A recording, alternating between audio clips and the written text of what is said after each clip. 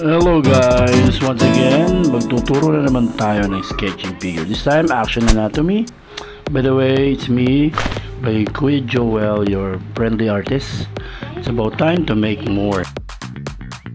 Okay guys, handaan nyo yung mga lapis nyo. Pwede nyo sundan to, no? Yung mga student ko, follow mo lang. Follow nyo lang ako. Marami kayong makikita ngayon. Medyo nag-iinit-init mula ako sa sketching. Matagal din akong hindi nakakapag-upload ng mga video ngayon. Sobrang busy ni Teacher Joel niya. By the way, si mama kapanood nito, ito lang, simple lang, very traditional style lang, no? Isa simple sketch pad paper, kahit ano, huwag lang yung gagamit masyado ng medyo manipis, no? Mas maganda yung Oslo. Kung may Oslo kayo, it's better. So itong ginagamit kong lapis, pwede naman Staedtler, na yung brand name Staedtler, but kailangan nasa 4B up, no? Para medyo makokontrol nyo yung yung kanyang tone, no? Kasi pagka naman masyadong HB lang, medyo hindi mo mapapalabas ng ganito yung dark, no? Kasi nag-sketch lang naman tayo, medyo tagulan yan, kaya hopefully na-enjoy nyo ito. Ito nga palang ginagawa ko, ano lang to, action anatomy, no? May pagka-anatomy ng konti, may pagka-anime, no? Ng konti, no? Sketch, makikita nyo mga line.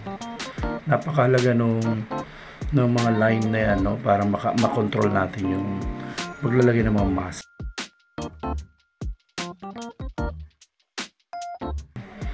Mga action ni Spider-Man, gawa tayo dito ng yung move na ganyan, no? Yan, ito yung kamay, ito yung paa. So kailangan talaga labu-labuan nyo lang muna yung inyong lapis, no? I mean yung paghagod, labo-labo lang muna.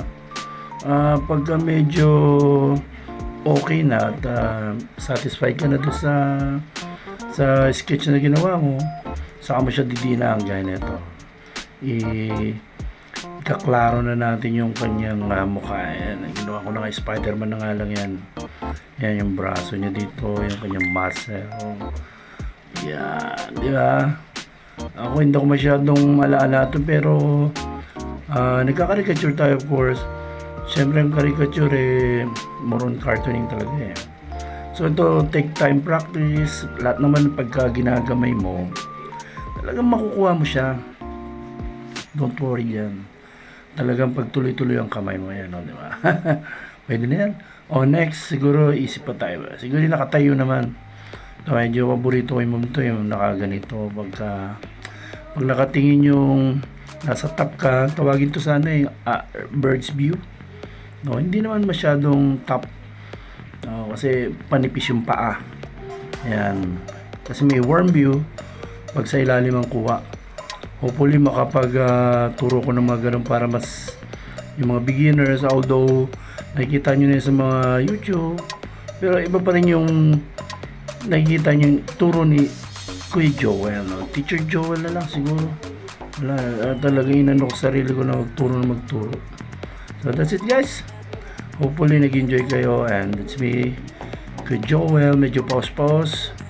See you soon. Marami pa yan. God bless and more drawings. All the moments we got out and left interest, but could it help me fit in? Remember, hanggat may pambura, may pag-asa. God bless.